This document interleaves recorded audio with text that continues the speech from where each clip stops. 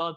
But at the same time as well, there has been other tournaments being played, so people will have a rough understanding, but we'll talk through some of the new stuff and, new items, new dragons and all that when they come up. But for now, we'll be taken to the Rift for our first game of the day. This is Vanir taking on Team Singularity, and so far, it's a bit of a chill start of setting up the line of scrimmage along the river here, although we do see a couple of Singularity move up and just try to take out some wards. Yeah, I don't know if I'd call that a line of scrimmage. It looks like SNG are maybe trying to predict a deep ward by Porp, and it's going to be eaten up immediately. Porp's in danger. Well, it's Noodle who's in danger, but Noodle's going to be able to get away. It's the other way around, mate. Don't worry. Yeah, first game of the split. You got to give me one. All right, there you go. So, that's your one. That's it. You're done. You got a minute, and that's it. Yeah. So Noodle loses his flash there. We'll see how that actually impacts some of his early gank pressure, if you can find any.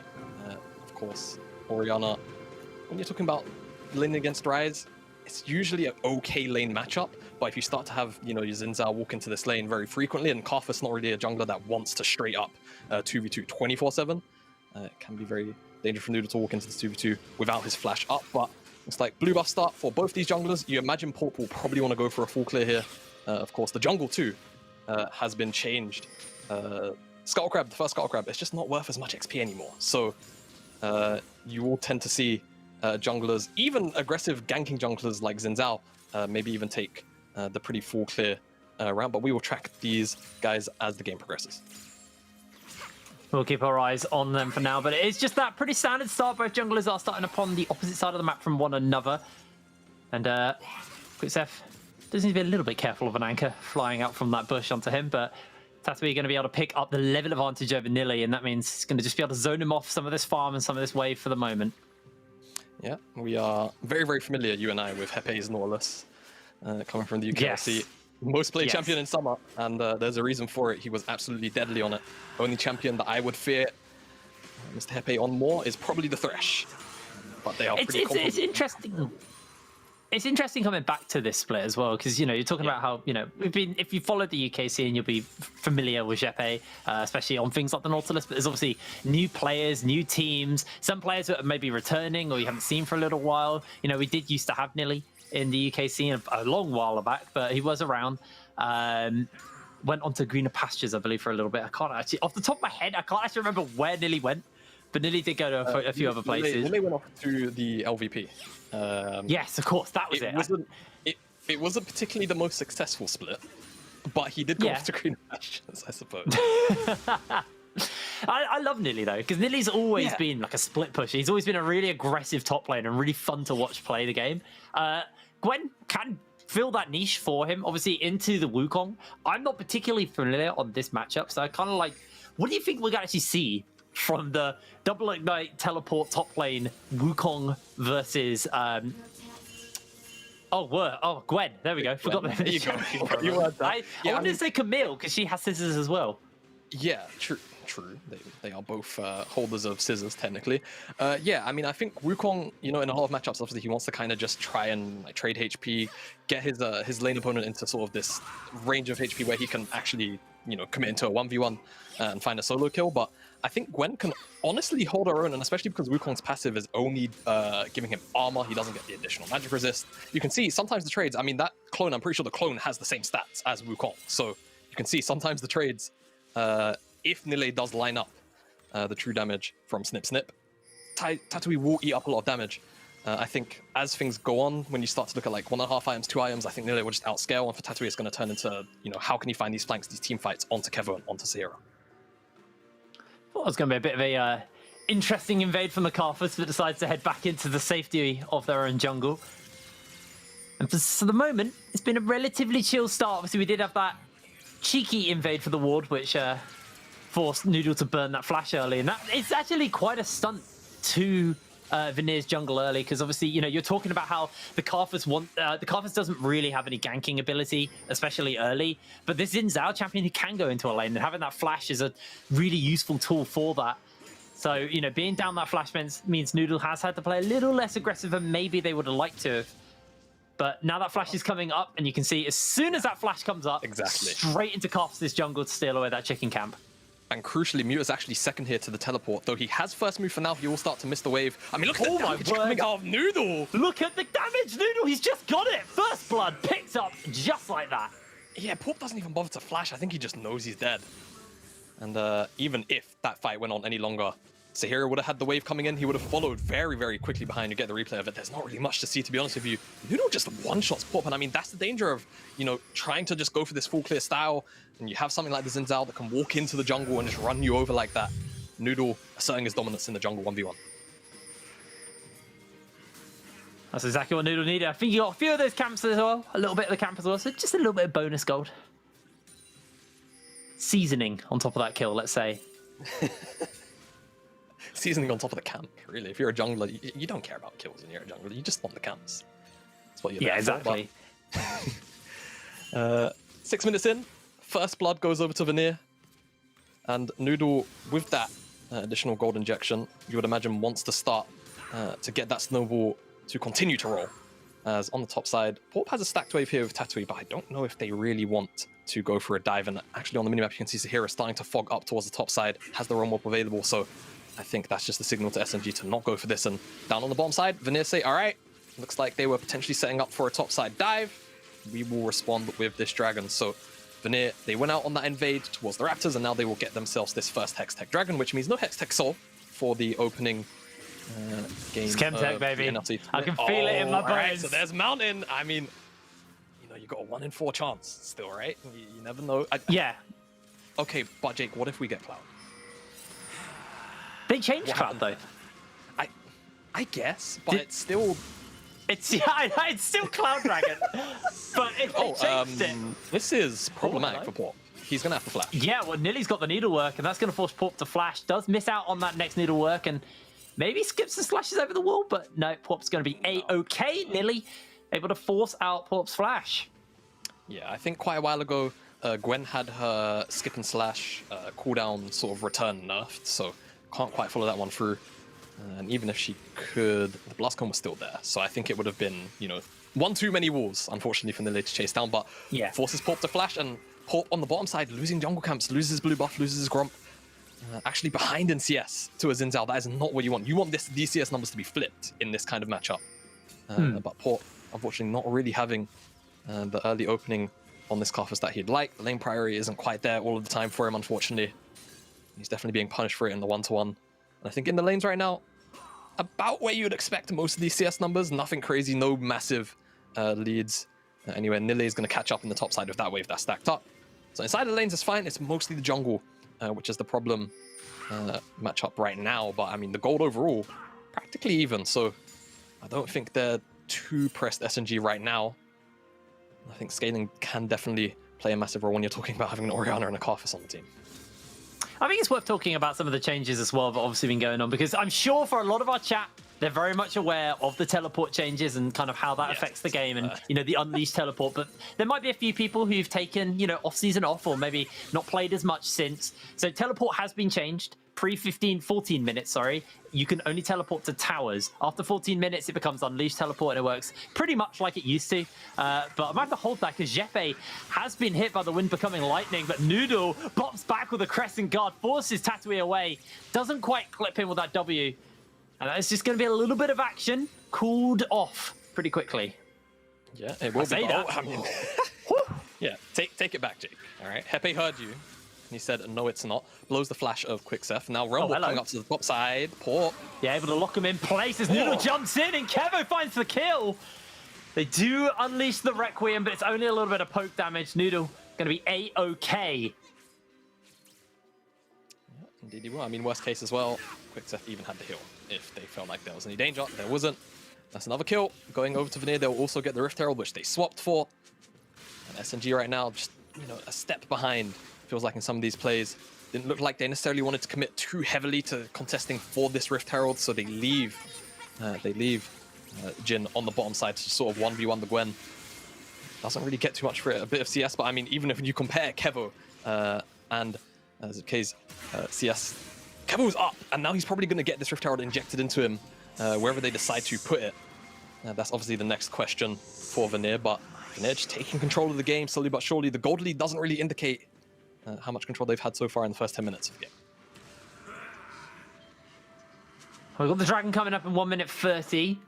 And you can see they've already swapped everybody back down. That doesn't mean the teleports will be teleports they can get to the dragon quickly with, though, if it's a start on spawn, because it'll be spawning at around 13 minutes-ish. So you won't have those unleashed teleports yet, but both top laners are still holding their teleports. There are still towers for them to get to. Just be a bit of a longer walk if they want to get in on the scrap. We'll see whether or not they do it on spawn. They might wait it up. Just wait a little bit longer to see if those teleports can get upgraded in time. As we can take stock of the items that are starting to come through here, because the Gore Drinker has been finished up for Noodle. We can see that the items are starting to close in for the AD carries, but nobody else has finished their Mythic yet. And we'll see what Muta and Sahira decide to go for. There are a few options, some changes to the mage items, i.e. Crown. But I might have to hold back because Muta and Sahira just go 1v1 that overload. Bouncing in and actually making that a pretty equal trade there between the two mids. Yeah, but I think the thing is, this is probably just a win for Vanir, right? Because Mio commits the Shockwave, and that's a pretty big tool for these guys to at least consider contesting this dragon. So likely now won't be the case. Noodle will actually commit back to base, so they don't want to use the Rift Herald here on this timer, it seems like. Twiddling their thumbs, leaving their bot lane, and whether or not they want to base or not. But yeah, Noodle is by far and away the most fed member of either team in this game right now. With that Gore Drinker actually finished, I just feel like SNG maybe just don't even try and contest this. If they do, I think they just get run over pretty heavy-handedly, but it doesn't really seem like they're set up for a play anywhere else. We'll have to see, as Sahira has to be a little bit careful, Porp. Eyeing up a gank, but Sahira senses something out. The second dragon will very easily go over to Vanir. What is going to be the first soul of the NLC? It's an ocean! More of the same. It's so close, man. You know, because it looks green, and I was like, oh my god, it's the chem fog. It's coming. It's a nice turquoise color. But you know, yeah, a light spritzing of rain is going to cover the rift. As Noodle spotted out a bunch of these traps. There is a lot of wards, a lot of traps, but they're just going to teleport behind Sahira. They're going to use the teleport from Tatooine. Here comes the Requiem. This fight is already getting a little messy. Sahira's lost his life, and that is just a one for none. But Tatooine wants to chase. He's got the Cyclone. Can he close the gap? I don't think he's going to be able to do. Great polymorph comes out from Quickstep, and they're going to be able to move away. As Kevin actually starting to get a few more rockets in. It's just going to be all she wrote. Yeah, mostly an outright win here for Vanir. They get away with a kill. Not only that, Nile doesn't commit the teleport because he just can't. He doesn't have the unleashed teleport yet. Get the replay. Realm Warp comes in, cuts off all angles of retreat, and you know they call down the Requiem SMG just to try and return some damage. But Noodle, too healthy, gets the heal from Quickstep as well. Pepe doesn't have enough CC to lock down anyone underneath the tower, and the polymorph stops Tatooine from trying to make some kind of return happen. Oh, more. I thought it was Sahira who died. I've realized I've just completely... Everything was a blur. It's pretty crazy, that, in all fairness. But Vanir, they still come out on top. SNG, they need to find something somewhere because it really does feel like they are kind of just sitting on their hands right now. They're kind of just watching the tide go in and out, in and out. Letting Vanir play their game. Tatooine gonna have to be forced to use the Cyclone to shake Noodle off, and another lane swap comes in. Plates will be collected. This will be first tower within the plate drop off time as well. That's going to be Kevo really accelerated here. Actually, I don't know if I can ask for the gold, actually, just to see now, just because Kevo has been set so far ahead. I mean, even a second charge is going to come in. You can see 1,000 gold up, even more going to be shared. This could be a second tower. Yeah, it's an extra 233 gold going over. Kevo is really accelerated right now. 1k in his back pocket practically already just from coming out of base. Yeah. This Jinx is finished up like Gale Force as well, so has a bit of movement to work with, a little bit of survivability. But speaking of survivability, Nili's going to be needing it. Skips, doesn't slash, but is able to skip away underneath the tower to safety. And Vanir now just moving around as this death ball as they collapse on the mid lane, and they're going to take some pot shots here. Muta on the Orianna does have a little bit more wave clear than Tatooine does, or at least a saver wave clear. Yeah. It's just going to shockwave and actually catch Kevo, who just Gale Forces away to safety. Yeah. 1 year later, I'm still angry at Gale Force, I swear. But, man, don't get me started. Let's not talk about it. I want to talk about SNG a little bit because I think, you know, for a lot of people coming back from spring to from summer rather to spring now, obviously it was spoken about on the analyst desk as well. SNG are, you think SNG in the NLC and you think of, you know, a top side team, right? So a top 4 team usually. obviously gone for a different approach this time around. They've gone sort of this university player route. And so far, it doesn't seem to be paying off, at least against Vanir. Vanir, in their own right, definitely a very strong roster. I'm not sure where most people gauge these guys finishing. I think Vanir probably on paper should at least be finding playoffs, right? I don't think playoffs is outside of their possibility. I think when you think about SNG being in the league, there's a lot of question marks around M&M's roster as well, how strong they will be. But yeah, SNG with this lineup, a couple of obviously players we're familiar with, but they have to try and perform. And I feel like Vanir would have been a decent game to at least get that started right now, not going in their favor at all. Well, looks like second Rift Herald spawn is just going to be gifted straight over to Vanir. They can probably use this to crack open that mid lane, which, you know, Muta is able to stabilize and just hold. Got the Luden's Echo finished up. We should just be able to, you know, one-shot waves pretty much in this Rift Herald will somewhat negate that. You can see the Everfrost has been finished up on Sahira. The, I can't remember the name of the healing item, but Gwen builds anymore.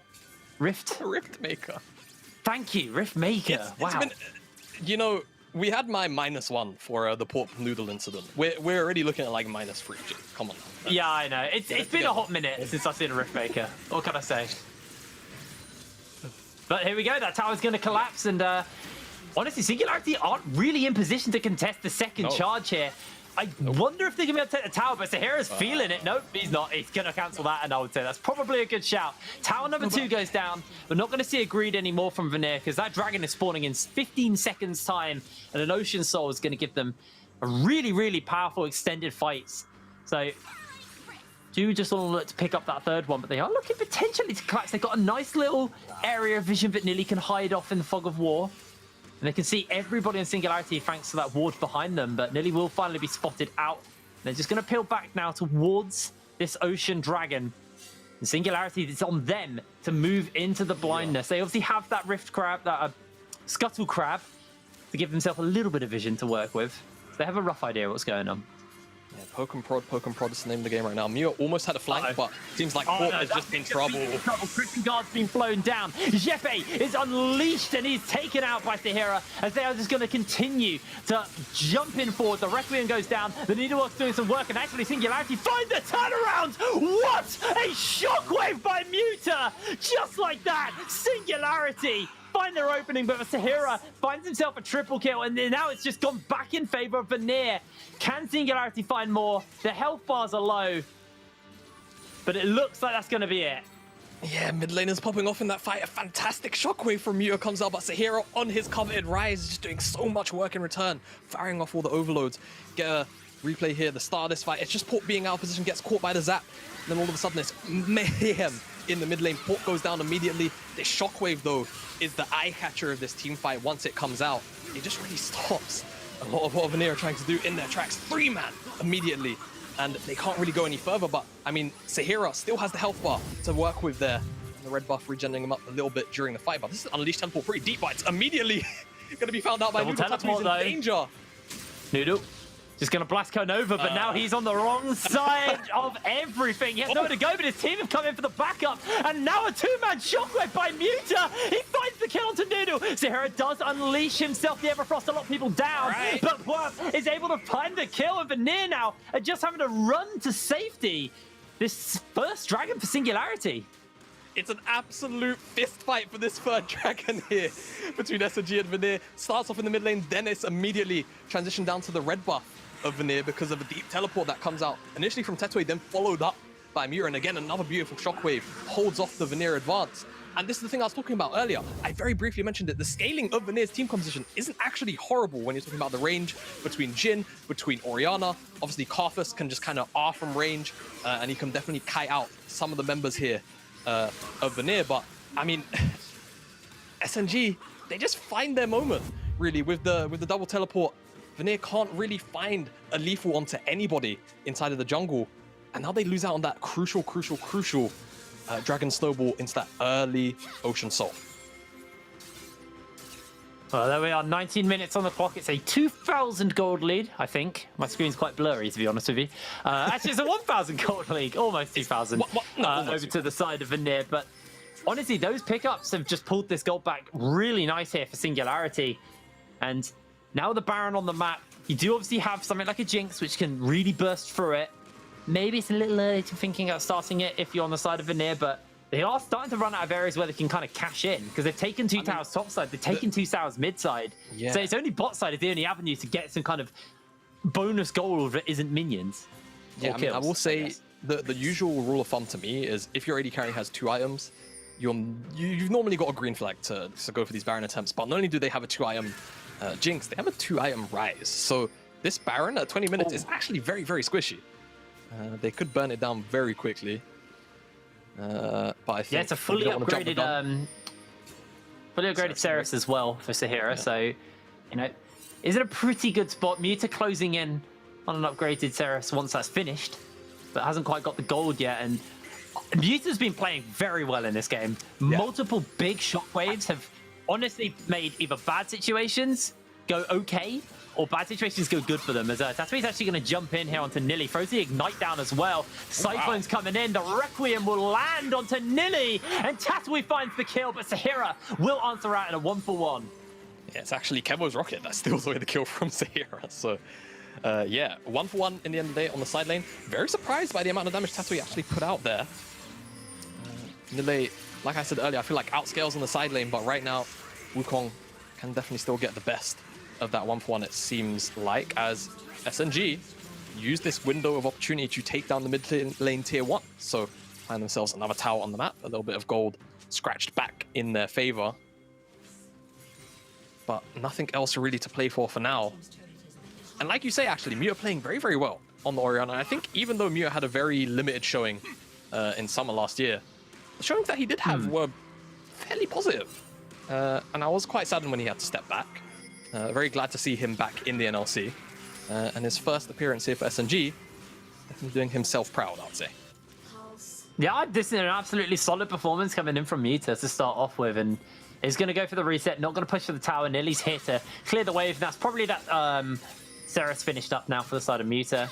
Actually goes for the Shadow Flame, so instantly trying to just work through these shields. Nice little pickup. This is one of these new items, what we were talking about. We finally got one to talk about, so I'll just hand the floor to you here, Jamada. Talk to us about Shadow Flame. So it's basically an item that gives you pen if a target has recently been shielded. But at least to me, I feel like this stunts your scaling. You've got fully stacked here.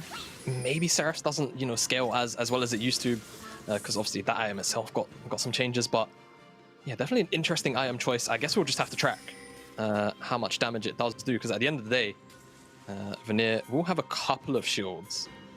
Obviously, Lulu, the main offender. Noodle, if he ever does get to that Styrax gauge mark, for now actually looks like going into Wit's End second, which I think definitely a fairly smart choice here into mid-jungle AP. So we'll have to track how much effectiveness that item actually ends up finding, of course, because he has the Lucis, doesn't have any other pen outside of that item, so maybe wanting it for the magic penetration portion of the item. But either way, Muta still very strong. 2 item completions. You can't count him out, especially because of the shockwaves he's had so far. Oh, maybe a collapse here, but these traps actually could be life-saving. Noodle's going to get caught. Oh, dodges the hook with the dash. And Sahira's come onto the backline. Look at the damage he's unloading. He finds the kill already. The needlework is ripping through everybody. And here comes the Requiem. It's just a sad, sad rain of damage onto Vanir, but they've taken what they wanted, and they're going to walk away with a win from that fight. Yeah, I think they can walk away happy for now. It's still going to be a 3v2. Tatui doesn't have Cyclone. Muta, however, has the Shockwave. So even though it's 3v2, that ultimate can definitely swing things in their favor, but they're jumping on Noodle to Muta. Yeah, they are. He's going to flash, or he's going to be able to find the kill. Muta burning low, the shields there. He survives. Kevo gets the kill, and he's excited. Tatui's being chased down. There's the shutdown. It's a clean sweep for the side of Vanir. Yeah, SNG, Muta with that Shockwave can't make the difference that he wants to find. And Kevo, with Quickstep in his back pocket, just finds all of these kills. It's very easy for him to run down these members as soon as he gets that first passive proc off. And this will be the third dragon going over to Vanir here. And you could even maybe question whether they can try and look towards a Baron. I think it'll definitely be a little bit over the top here. Just definitely walk back with what you've won for now. And yeah, Dash dodges out on the dredge line. Not only that, knocks Hepe back and just kind of puts him out of position. Can't really do too much. Corp, again, it seems like in these team fights, just not finding the positions he wants to be in. Immediately drops. Isn't able to, you know, sort of get any value out of his actual life, finding more value in passive than anything, it seems like. As fast forward here, Tatoi, Muta definitely have the ability here to 2v3 this, if you ask me, but Noodle, he's just got that flank, he's just in Fog of War, able to jump onto the Orianna, and once that excited proc comes in, Tatoi is all up. Not sure why Quickstep flashed. Bit of a optimistic flash there for the Lulu. Yeah, hey, you know, supports need their kills too. Poor Quickstep. So Jamal, yes. you were saying, you know, 2 items is a good measure of whether or not you can do Baron. Kevo's now got the Infinity Edge, and he's now also got a kill onto Jeppe. No, Sahira's got that kill. But they are able to pick these kills up, so I think this Baron probably will just melt here. The third item also on Sahira with that Zhonya's Hourglass has been finished up, and I don't think this curtain call is going to do much to stop this tower from going down. Yeah, no, they should have the inhibitor here. Muta's walking from the bomb side, but it looks like Nile's actually going to cut him off. So, yeah, just a little bit of an annoyance there, but they can't quite chip away the inhibitor just yet. 1 more rocket, 2 more rockets. And Tatoi not quite spotted out, but they are very, very wary of this flank. But they don't know he's there. They don't know he's there. He's going to find something, maybe. He's jumped in. He's jumped out. He's not even risking it, mate. Not even thinking about it. Yeah, that's one of those moments where if you have Flash as the Wukong, that's a perfect start of a fight, of an engage. Get a Requiem on top, you hopefully slow enough members down for Muta to catch up with the Shockwave, but he went for the Ignite for the lane prowess. Means he doesn't have the additional gap closer to find his way onto multiple members, and that would have been death for Vanir, just to clarify, because there is no Flash on anybody on Vanir at this moment in time. Combination of all those elements would have been very, very dangerous for Vanir to deal with, but now SNG, they're starting up the Baron. Vanir, more than aware it's happening, they don't want it to go down easily. It was a surprising amount of damage it did to it, but Noodle, he's just going to jump straight into Jeppe, and Jeppe is in so much danger. Nilly's on the flank, the Requiem's going to come down, and Muta might just be looking for that big shockwave, that big turnaround, and now Nilly has jumped onto the backline. A 3-man shockwave by Muta, and this is Singularity's moment to go. There's the Cyclone, there's the Tidy Up. Vanir have just crumbled, they've fallen apart. It's only Kevo as he dodges the hook, but he's rooted in place. Gale forces the safety, watches the death charge as he is bonked by the monkey. Tatui finds the shutdown, a grand in his pocket, and a Baron for the team. I mean, SNG, they find the fight, and I mean, what else could you ask for at this moment in time? You've got Dragon in 2 minutes, which is the sole denial, potentially, if they can get themselves set up for it. SNG just find the perfect fight, and it comes off the back of Nile just getting, I don't know, too overconfident, not expecting the damage to come out. I mean, he didn't have the Hallowed Mist either to sit inside and, you know, maybe block out some damage too. He used it to actually negate the Requiem from Port. So it's just a crazy overstep, and that in combination with that massive shockwave from Muta again, who has shown up big time in this game, gives SNG the Baron. They don't even lose the Nexus Towers, which is definitely looking like it was about to be a risk there. And now, with this Baron, they can set up the lanes, they can try and make sure they get set up here for this Dragon. And it all comes off the start of what I would definitely call a very audacious Baron startup. As you'll see, Google goes in, Pepe almost gets blown up immediately, but they don't quite find Lethal one. I think Nile just sees red. I think he's looking for Pepe. It's really hard to tell. He just dashes into the middle of everyone. Requiem, you can see used or blocked by the Hallowed Mist at the top, and then the Shockwave onto 3 members. Once Nile's dead, it's just the go signal for SNG to clean house here. And Depth Charge, he also finds it smart. It makes Kevo, of course, use the stopwatch, and once he's stopwatched, he is all but dead. He also ran out of the Hallowed Mist as well, which was really rough for him. Even though, you know, it doesn't block the damage, he's still getting resistances while in it.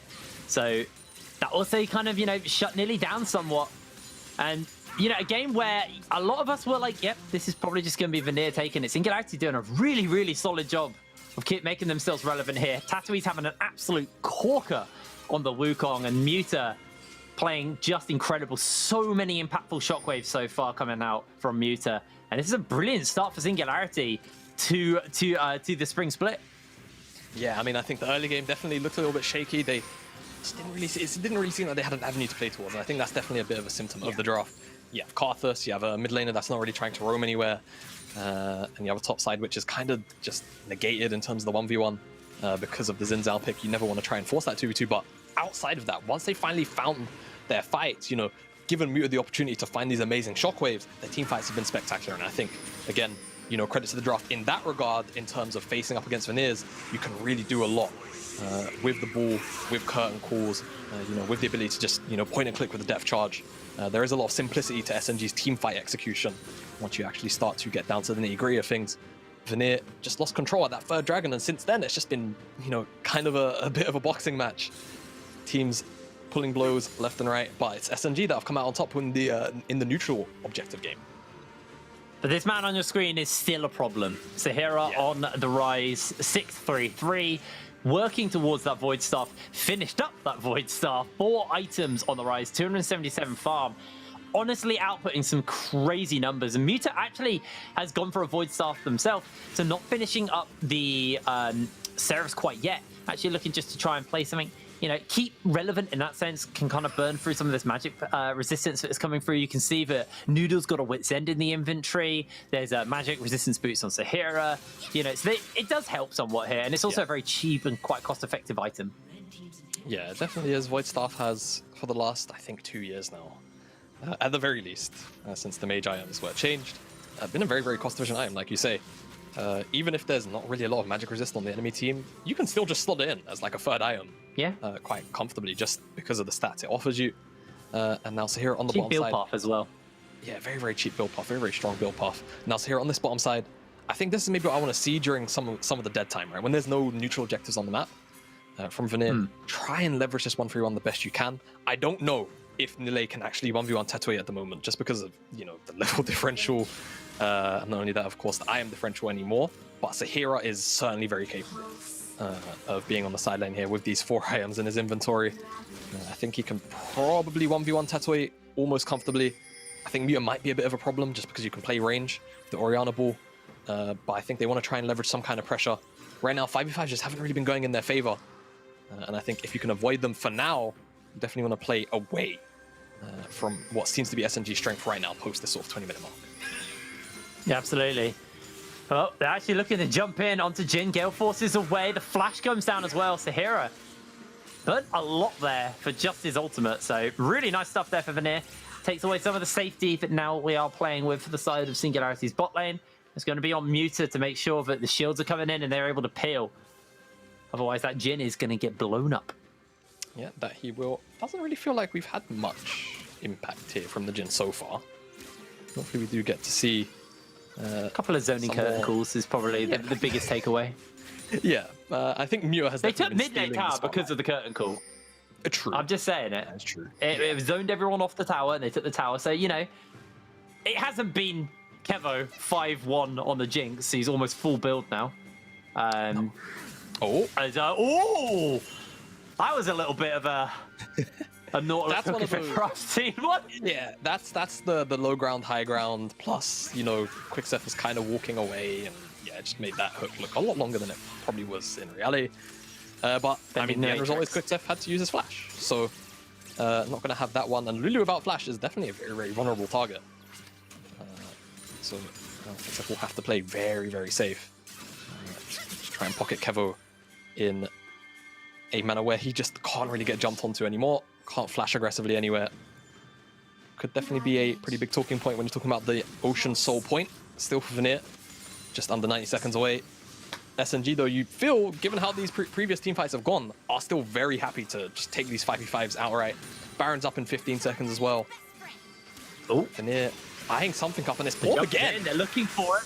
Keep your eyes on Muta. Jefe unfortunately misses the hook. The rocket also goes through the goalposts, doesn't hit anybody. Singularity probably okay with that, considering. I think so. SMG didn't really have to blow too much at all, if anything, really. It was Vanir using Almost Noodle, which can be short cooldown if he can actually find targets to use his 3-talent strike on to reduce the cooldown. And of course that Mega Death Rocket, which should be up by the time Dragon is on the map. But see SMG posturing more towards the Baron side. I think this kind of makes sense, but they're definitely going to have to transition over if they want to stop Vanir from taking that Ocean Soul point. Or maybe they just say, hey, let's go for a start now before this Dragon is up. We bring Vanir over, and then we can fight on our terms. That looks exactly like what they're looking to do. Jefe standing in that pixel brush, looking for the hook. Noodle has to be very careful. Hit by the zap, though. This Baron's dead. It's just gone. They can't get close enough, and that's the Baron secured. The second one for the side of Vanir is they're actually going to realm warp away towards this dragon. Remember, this is a big one. This is soul for Vanir, and they're going to be able to absolutely melt through it. The curtain's been called. Tatui doesn't have Cyclone, so he's only buying time. He tries to jump in, and now Jefe lands a hook as Tatui able to make his way out. Look on Muta. Noodle comes in. Massive crescent guard onto all of Singularity to send them back, and another hook connects. Paul over the wall trying to do a bit of work. He's traded one for one, but Kevo is excited, and Kevo continues to chase. They're trying to find another kill, but they're unable to do so. And at the end of the day, it's support for jungle, Baron for soul. Yeah, Baron for soul. I mean, but you know, it's the Ocean Soul that's the permanent buff. So SNG, they have to make use of this Baron here. Tatoi, I'm just going to be honest, I don't know what you're thinking. Without Cyclone, that is just a suicidal dive in. Fortunately, doesn't quite lose his life off the initial dive or the dive at all. Noodle goes in. Bit of a question mark if you ask me. The team doesn't quite seem like they're in the position to follow up, but eventually Kevo gets excited. But look at the damage that comes out of the Orianna ball onto Kevo. Almost forced into GA state immediately. 1 for 1 in the end. Death time is still ticking down, actually. But, I mean, again, it's Vanir that walk away with the permanent buff. SNG with the Baron buff that's only got another, what, 2 minutes left on it, 2.5 minutes left on it. They have to try and find some value out of it somewhere, but on the map, there's just not really that much left. You've got 2 tier 2s left, and then you've got the base. So SNG, realistically, this is a buff that's going to just be delaying time, finding more items in your inventory, and then you look towards this next Elder Dragon fight, the next Baron fight. Unless, of course, you can find a pick on the side lane. Something really silly like this. But for now, they all siege up in the mid lane, so they definitely want to make use of it, obviously. Again, they do have the range advantage between the Jhin, between the Orianna ball. You can definitely sort of like poke these guys off. But the issue is, with the Ocean Soul, that poke just becomes a little less valuable. So you kind of have to try and find these organs. Like, Kevo, he's going to be full HP off the, you know, by the time the next wave rolls around because of the Ocean Soul. Yeah. You can see the poke is a lot, but like you said, it doesn't stick as much, unfortunately. That is a tower taken by Singularity in the bot side, and now there's only 1 tower that remains outside of Vanir's base, and this is a very close game. Kevo has to be careful. That hook did go down. The curtain call's been thrown, followed up by the Requiem, so just continue to find a little bit of poke. Kevo loses half his health. Ooh, maybe a little bit more. Okay. Not going to be dying here, but they will be able to take the tower, crack open into the base. Singularity using this Baron to siege up effectively, inhibitor falls, and they may just rotate towards this bottom side. Tatui's got a wave, working his way up here, and the rest of the team are collapsing in. Tatui does have to be careful, so just jumps into the clone for some safety and pings out. Yeah, I mean, they had to use this Baron some way. They do at least find that mid lane inhibitor. The Baron buff should be wearing off pretty soon. I think actually now. There you go. Drops off SNG. And I think you can definitely call that value for SNG for now. That mid lane inhibitor is going to be up when both Dragon and Baron spawn, so that is going to be a point of pressure that Vanir always have to answer. And if SNG can sort of pull off some kind of dance around either of these neutral objectives, and Vanir, eventually they've got to answer that mid lane super wave, which will start to take down and batter their base. But Vanir, again, still Ocean Soul, going to negate some of the core strengths of the SNG comp when it comes to the sieging side of things. But again, I think in the straight 5v5, it just seems like SNG have mostly had the advantage. I think it's all going to be about Kevo for Vanir and how they can actually allow him to find you know, a lot of these free fire rockets, and also Sahira on his own back, I think, realistically, to get himself in position to find these massive spell flux overloads. I mean, we've seen some absolutely bonkers damage coming out from Sahira. Yeah. On this rise, and it's something that obviously Singularity are going to be very much aware of, and they're going to be playing very much around. Got 1 minute 50 until the Baron comes up, and just after that is going to be the Elder Dragon. So again, we could see a trade of objectives. It feels like if you trade Baron for Elder, they almost slightly negate each other, because you don't want to get sieged and then, well, if you're sieging with Baron and they've got Elder, it makes like committing to try and kill someone incredibly hard without just losing everybody. Yeah. When you're against Elder, you don't want to fight it. When you're against Baron, you don't want to siege it. Uh-oh. Negate each other entirely. That's a 4-man shockwave. Muta, you're dead. Nice shockwave, but damn. Oh? I don't think it's enough. It's going to do a lot of damage, and it might just result in a tower going down. As Tatui actually jumps in with a Cyclone. Noodle is going to bop everybody back, and here's the curtain call. Kevo going very, very low. Is going to be able to survive. No Guardian Angel getting popped quite yet, and they don't finish off the inhibitor either. So it's just a 1 for none. Vanir able to put some brakes on from Singularity's side. Yeah, I think SNG. Potentially in danger. But I Port don't might know be if in Nile trouble, knows but how actually many it might be members are still Nilly. here. He's rooted. He's going down. Bye-bye, Port with the bait. Oh, I'll hold the fort. Oh, phone, maybe. Looking for Quickseth, but they're not going to do so. The Everfrost doesn't actually clef anybody. They find the hook. Guardian Angel still up onto Kevo. He's going to flash away. Jeppe is in a world of hurt. As the Heroes Overloads are doing oh so much work, and they just have to run away. Singularity can't do anything more. Muta's about to come back up. Optimistic rocket, we'll say, from Kevo. yeah, sure. do we get to name that one? Is that a comment or? Anyway, replay here. Yeah, Pop just recalling a little bit too far up the lane here. Nile almost finds him out, but Nile then oversteps yet again. It's not the first time that he's done that here in this game. Did it at the Baron towards the 20-minute mark, and then Quickseth isn't actually engaged onto by Hepe. Hepe, honestly, great patience to try and find Kevo, but unfortunately, okay, Vanir. Oh, they get themselves the Baron. They're going Elder. Yeah, they're just going to run straight to Elder. Hepe's still dead. If they get both of these buffs, this could just be game over. Requiem going to try and force the Vanir members back, but I mean, Ocean Soul is going to heal these guys up. And I mean, look at the Dragon, it's still 8k HP. Vanir, they've got all the right if they want to still walk into this. They just have to be careful of this curtain call, the ball from Orion on the side, and that's about it. I mean, Noodle might just be able to kill Muta here. They look for the hook. They can't quite find it. The traps are zoning. Noodle rooted in place. This fight is getting really hairy, really fast. Muta needs to be able to survive. Can he find the hero? The shockwave is stopwatch. Noodle's still alive. Muta's still alive. But Tatooine is taken down by Nilly. They do trade out, though, but that's going to be the chase. Muta's bleeding down, but he won't die yet. The Elder Dragon and the Baron are given to Vanir. We start in a 41-minute slugfest. It's been so close between these teams, Jamada. This has been, in its own definition, a bit of a barn burner. I mean, games, it feels like, haven't really gone like 42 minutes very frequently in the last year or so. This is definitely breaking that mold a little bit. We've got Baron and Elder on Vanir's side. They have to look to close out the game here. Otherwise, SNG, it seems like they are willing to fight tooth and nail for everything in this game. We get the replay, the curtain call is coming down. Noodle clipped by the last 2 bullets, I believe. No, just the penultimate one. And then you'll see the shockwave in the bush. The ball is there. Muta's looking for the walk-in, and he just doesn't find it. The backstep from all of these Vanir members, crucially. And I think Tatooine also just forces these guys back. And it's just a little bit of, you know, I wouldn't call it miscoordination, but it's just unfortunate timing on both of these engages. It means that these ultimates don't find each other in a combination, and Vanir, they're able to just walk through this team fight with ease. And with these super buffs, they're not really putting any pressure down, and that's a bit worrying to me.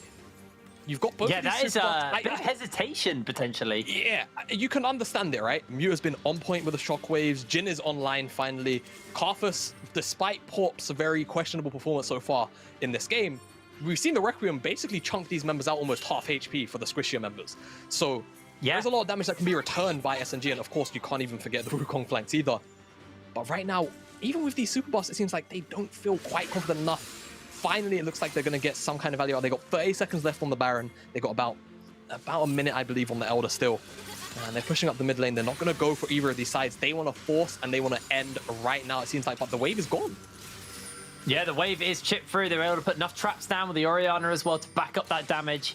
It's able to work through that, and here comes the Requiem. Here comes the Curtain Call. A little bit of bonus damage. Noodle actually does lose half his health, and wow, onto Sahira as well with that 4th shot, taking him just below half as Jeppe burning low, but the shielding is going to come through. Pretty clutch here. And it's not going to be Jeppe yet, as he's going to be able to heal back up, but they're actually teleporting in. I believe that's Kevo? That is Kevo. Sorry, Sahira. Yes. Completely wrong person there. Sahira is able to make his way in. Baron buff will be wearing off, has worn off. They've still got the Elder for a little bit, and Muta has to be careful because they've still got the Elder burn as well. They're chipping away at the health bars. The traps are doing a fair amount of work, but Muta needs to be oh so careful. Nilly's just going to jump in. Remember, the Elder's on. They're looking for the burn. They're looking for the finish up, but Noodle is going to lose his life. The tower's alive, and that's going to be Port going golden for the moment. Sahira throws out the Everfrost. Port flashes away to safety. Tatooine trying to chase onto Sahira. And Sahira going to be able to survive for a little bit longer, but Muta finds himself a kill. Make it 2. Here's the hook. Here's the follow-up. Here's the finish up. Singularity just slamming the hammer down onto the side of Vanir. A triple kill for Muta. He's had a beautiful performance on the Orianna, and it is continuing into the later stages of this game. SNG hold on again, and it's on the back of all of this beautiful performance coming out from Muta on the Orianna. Nile's going to do a little bit of work here to hold this minion wave up, but I think actually, no, this might just be enough to stop SNG from ending unless they feel like they can tank the towers. Bot lane. I'm actually not too sure. Bot lane, yeah, they've got to wave bot lane though. That's the crucial thing. So I don't even think that mid lane heroic even matters that much. Still got around 20. Muta teleported in, mate. Yeah, this could be it. This actually could be off the back of a goal line defense from SNG. They have the wave on the bottom side. Noodle is here. We finally have as well the Gwen returning, and SNG, they're gonna respect it. They're not even gonna give Vanir the opportunity to maybe find a pick and return. And it all starts off with that dredge line there onto Nile. Doesn't really do too much, and I mean Noodle on the top side just gets a little bit over eager, over ambitious, you could say, as soon as SNG are able to start to turn around and get some more attacks in from the Jhin. The Shockwave immediately removes Lulu from the team fight, and they can't find lethal onto Tatooine either. It just feels like game in that particular fight. GA popped again by a massive amount of damage coming out of Mira, and Pepe, beautiful hook to lock down the AD carry. SNG... Even though they lost Elder mid-fight, they still lost that fight with Elder. That's the crazy thing. That is how close... I mean, this game is so close, but Singularity just seems to be absolutely superb at team fighting. It's one cohesive unit when I think Vanir, they've been playing well, but they've been scattered in phases, and those little scattered fights has thrown what was a good start to this game into a pretty dire situation. I think it's hard to call who's going to win this game still, though. We're 46 minutes in. The gold is relatively irrelevant at this point. Everyone other than the supports are full build, so that doesn't really matter. Is they have got the soul on the side of Vanir, and you know they've been able to pick up objectives, but here comes the Requiem, here comes the Curtain Call. It looks like Singularity is looking for the fight, but Sahira is unleashing damage. No, he's not. He is popped. Oh my god, Sahira's gone, and that's really huge for SNG because now they can start the Baron. That was a scary amount of rise damage, but I mean, it doesn't transfer into anything. It doesn't result in Vanir finding any picks onto key carries. It's just big numbers on the screen that's scary. And now all of a sudden, SNG, they can burn this Baron down with no rise. This Baron is a lot easier to take down. And I think Vanir, they're gonna poke, they're gonna prod. Evo! What was that? No way! Kevo with the downtown mega. You can't make this up from Kevo. This game is absolutely crazy. And I think off the back of that, they can now actually find themselves the Elder. SNG, they're back out on the map already. They're gonna try and force their way into the river. Vanir don't really have much of a way of keeping them outside of the river. So this, for now, is gonna be a 4v5. But they have the Baron stats, that's the crucial thing. Sahira's coming back up, his teleport is almost there. SNG, they have to burn this dragon down right now. If they don't, Vanir are gonna get a about fair that 5v5 rocket again. He might be able to do it. They're looking for Nilly. Nilly loses a fair amount of health here, but in they jump. The dragon is secured. Noodle's on his lone, and he's going to get burned down, but the Realm Warping into the base. They've got the Baron, but Singularity can't get back quick enough. They're teleporting members in. Can they do this? I don't know if they can. Tatooine's in. It's going low. The Requiem's coming down. It's the front door. Yeah, we're starting off in style. The NLC is back.